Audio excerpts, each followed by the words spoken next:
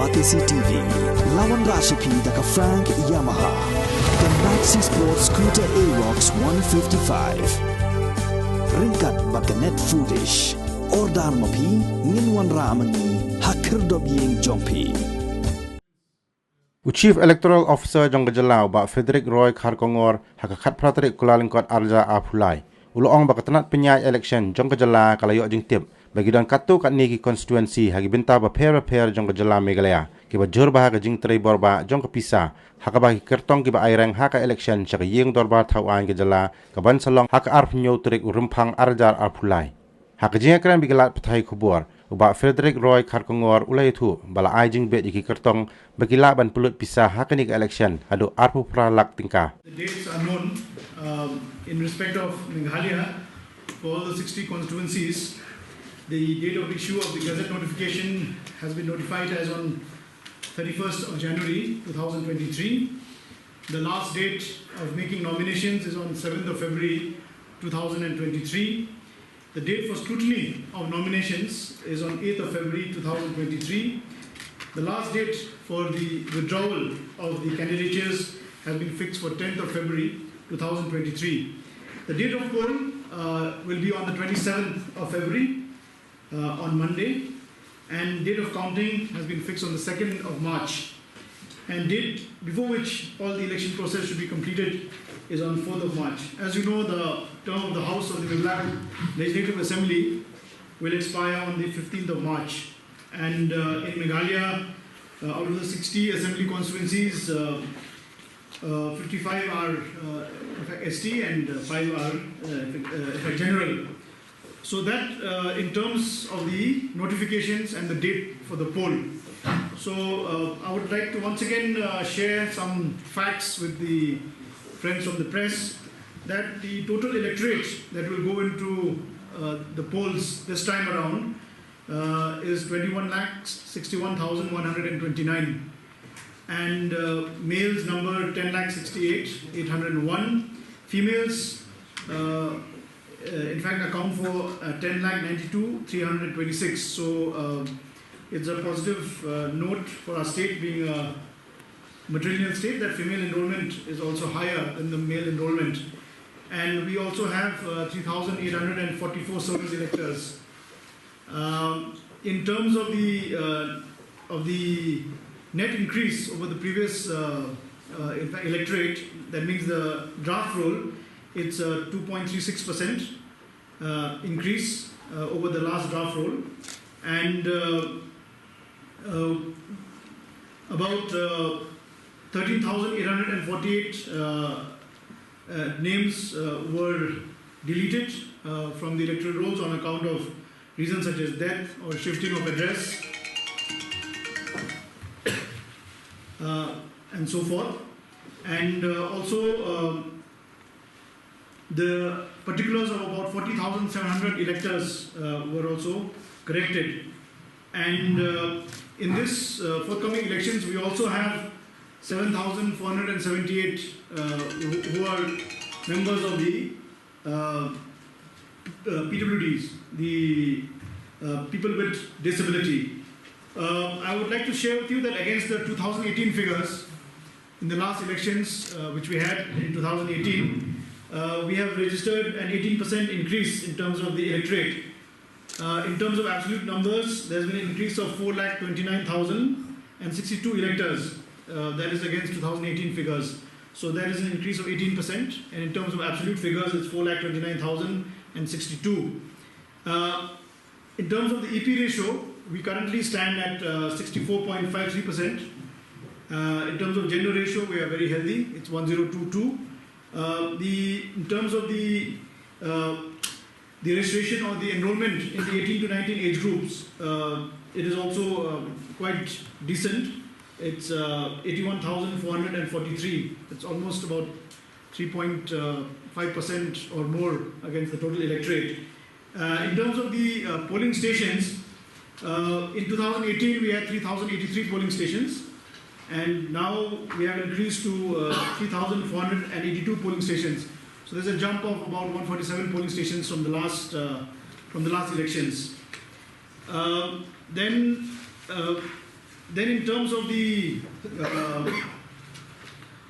assured minimum facilities, as has been indicated in the last in the previous press conference by the Honourable Commission, there will be an endeavour to provide all the assured minimum facilities at all the 60 in all the 60 constituencies and 3482 polling stations.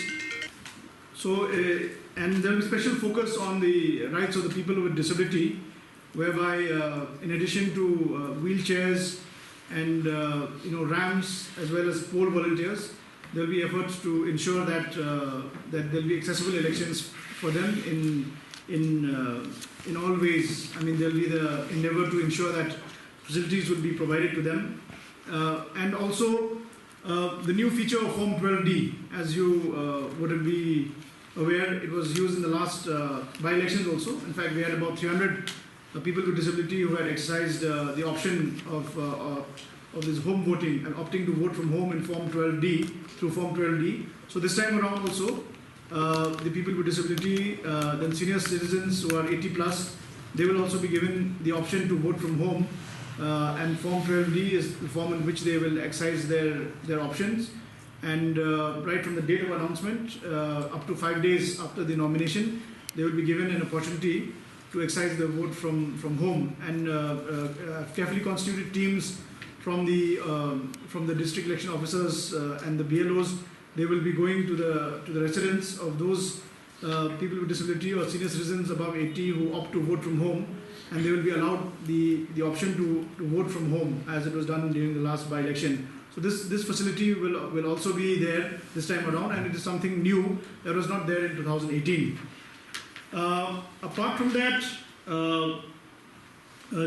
the standardized voting compartment this time around will also have self-adhesive stickers on 3 sides of the voting compartment depicting the name of the election, the PCAC number, and name and PS number, and name of the year. Previously, it was only on one side. Now this time there will be clear signages on these voting compartments, so that it will be easy for everyone to sort of detect which polling station is numbered with which and polling station details. Apart from that, we will also ensure that the provisions of the Model Code of Conduct will be strictly enforced. There have been a lot of questions and some confusion as to from which date the Model Code of Conduct will be enforced, because the date of notification is January 31st. But as per the rules of the ECI, in terms of the Model Code of Conduct, it will kick in right from the date of announcement. So immediately after the date of once the elections have been duly announced by the Election Commission in New Delhi, the provisions of the Model Code of Conduct will kick in specifically. In what manner it is going to be enforced, I will share with you. So there are different timelines. One standard guideline is that the Model Code of Conduct will be taken to 472 hours during the first 72 hours of the announcement of the election schedule, for ensuring that there is extra vigilance and strict enforcement right up to the close of polls. Now, in what way, in what manner this MCC will operate? Number one is on defacement of property. So, as per the instructions of the Commission, there are 3 types of there are 3 different categories in terms of the defacement of property. One is defacement of government property. So this the district election officers will have to immediately ensure that that they shall be removed within 24 hours from the announcement of the elections. I'm having a video conference with all the DCs also tomorrow, and we will be sharing with them these provisions. Then also the defacement of public property and misuse of public space. This has to be removed within 48 hours. And defacement of private property, this shall be removed within 72 hours. So there are different timelines for for the MCC to be complied with by the district authority. Just to clear the confusion, because maybe there may be a thinking that everything should be done within 24 hours, but there are a different set of timelines for each different category. Then misuse of official vehicle. Here also there is a total ban of use of the official vehicle by any political party candidate or any other person who is connected with the election, save officials who are performing election-related duties. When I say official, that means it's mainly political personalities. I'm not talking about the members of the bureaucracy, but it's mainly the political dispensation. And then advertisement also at the cost of the public exchequer. That also is another area. We've already shared a list of these instructions with the state government and also with our DCs for their immediate perusal and also to take cognizance. Then relating to the development and construction activities, within 72 hours of the announcement of the elections, the works which are already started, that can go on. Ongoing works can continue as it has been done in the past, but no fresh work can start after the operation of the MCC. Then, of course, the expenditure monitoring team, the flying squads and the FSTs, which have been trained, will also immediately be activated and deployed by the field functionaries, especially at the level of the DOs. Then there will also be a complaint monitoring mechanism that is being set up. And also from time to time, we will be also disseminating and meeting the press for any fresh instructions. There were several instructions also come in while the poll process has been announced. We also get a set of fresh instructions from time to time. So this in brief is the operation of the MCC. See, a minister, it is very clear in the guidelines that he can come to office in his official vehicle, but not for purpose of campaigning. For he can come to office in his official vehicle. Here it says, as per the guidelines, that in terms of the expression, official vehicle means and shall include any vehicle used or capable of being used for purpose of transport, whether by mechanical power. Okay, this is the category, but generally the thumb rule is that while a minister can come to office in his official vehicle, but he cannot use it for purpose of campaigning. So in terms of usage for political means, for political purposes, that will not be allowed under the MCC. So Z category, if there are certain individuals who are Z category, or they are entitled to certain police protection, so that will continue, but it is not to be misused for political campaign, because some person may have a threat perception. There may be some individuals who are under Z category or under various categories, they may have a threat perception. So that separately, from the Department of Home, from the police, they have a list of those who can continue to use because of the security and threat perception angle. Apart from that, we also have something known as webcasting. 50% of the polling stations, last time around in 2018, we only had 10% of the polling stations which were covered by webcasting. Now, from Election Commission, they have increased the coverage by webcasting to 50% of the polling station. So that means about 1,700 polling stations, in excess of 1,700 polling stations, will be covered by webcast. And those that are not able to be covered by webcast will be covered either by static video cameras, or they will have micro observers, or there will be some sort of camera arrangement where in the remaining polling stations where webcast is not possible. In terms of the security, as you know, the state asked for 119 companies, but we have got 120 companies from the Election Commission. And out of these 120 companies, initially 30 companies had been deployed, and another 10 additional were also given.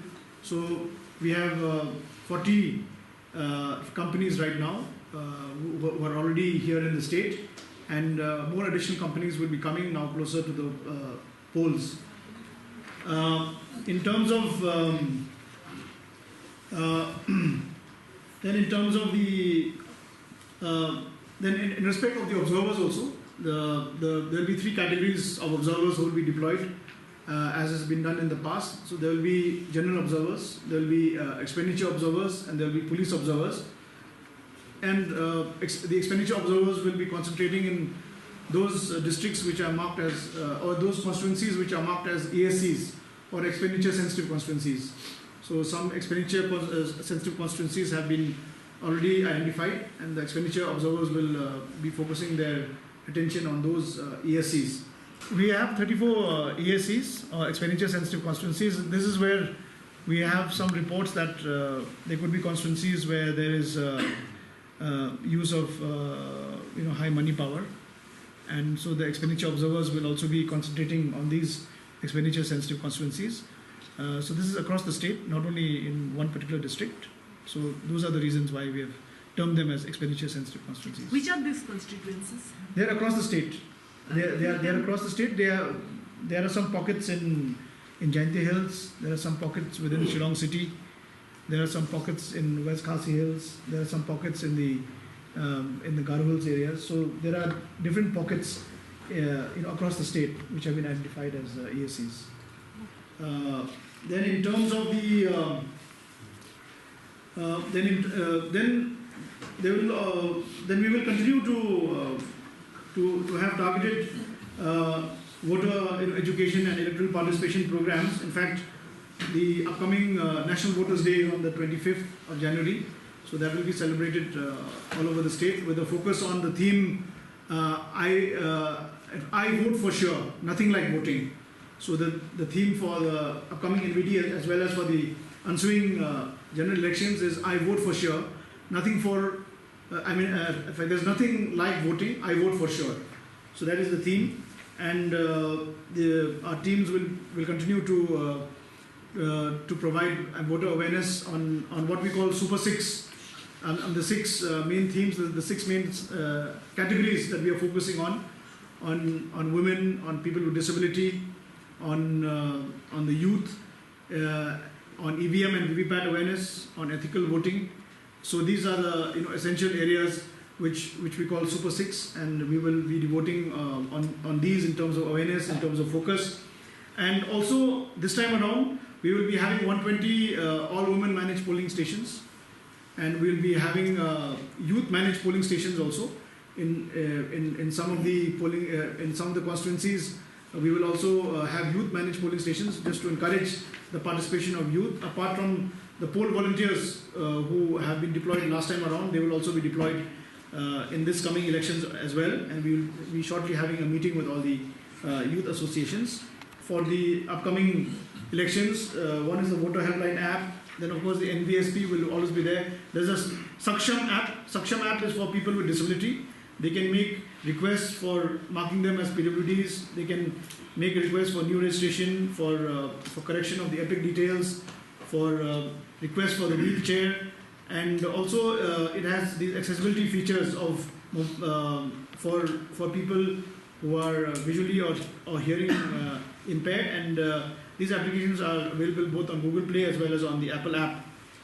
We also have the C Vigil, which was there last time around, which is an app which the citizens can download, and it is a GIS based technology, and which has a unique feature of this auto location, and it provides correct information which can be relied upon by the flying squad. In case there is some complaint, they can click a photo or a video on this smartphone via this app, and it will provide a timestamp evidentiary proof of the violation of the MCC and also expenditure. So in a sense, it seeks to try to empower the citizen so that the authorities concerned they can take cognizance of the violation. We also have a Know Your Candidate app, which is also there, and which also informs the prospective voters about the criminal antecedents, and it also allows the citizens to browse the candidate's background and to know more about their candidates. Then of course, closer to the counting, there will be a voter turnout app which will be launched, and also for the candidates, of course, we have the Suvidha app and the Garuda app, which is mainly candidate specific, and of course we have this electronically transmitted postal ballot system also, which will transmit postal ballot through electronic means, and also in terms of EVM and VVPAT. We have sufficient number of EVM VVPAT at the rate of 150% per constituency, per polling station, and so we and all these and 2 rounds of first level checking have already been done, and we have sufficient stock of in terms of BUs as CUs as well as the VVPAT, and this time around we will be using the M3. The M3 variety of EVM VVPAT, and apart from the features that were already there in the previous EVM VVPAT, which means that if there's any attempt to do any manipulation, it will go back to the factory reset mode. Apart from that, the new features that are there in this M3 VVPAT is the feature of mutual authentication amongst all the components. That means if you try to replace one BU with another, control unit which has not been paired previously, it will not work.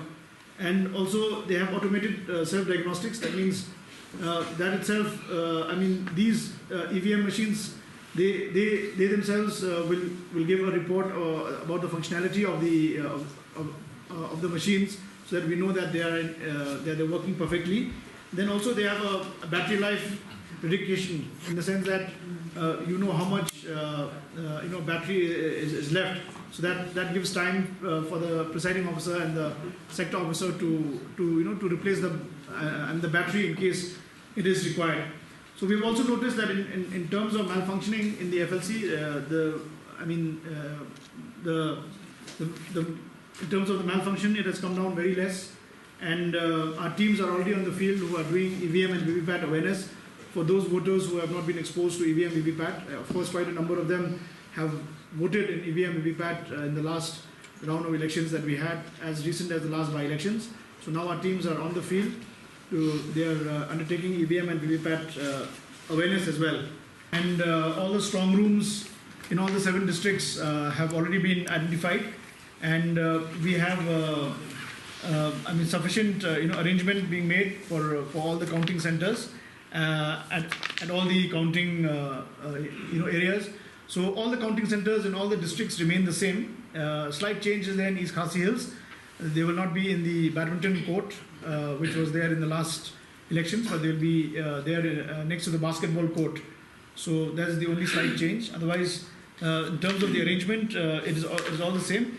A few interesting features about this coming elections is that we'll try to have a few model polling stations which will use eco-friendly material, as we had done in the last Shela by-elections. So we will be having some model eco-friendly polling stations which will use which will not use single use plastic, and which will use material which is eco-friendly, and we will also ensure that the first time voters, they will be recognized with a certificate and some medals, as we did last time.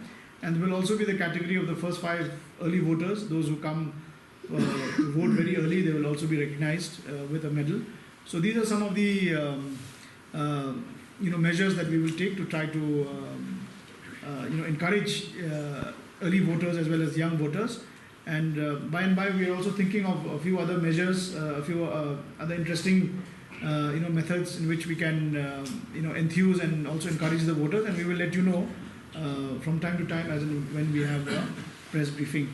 For senior citizens above 80 and above.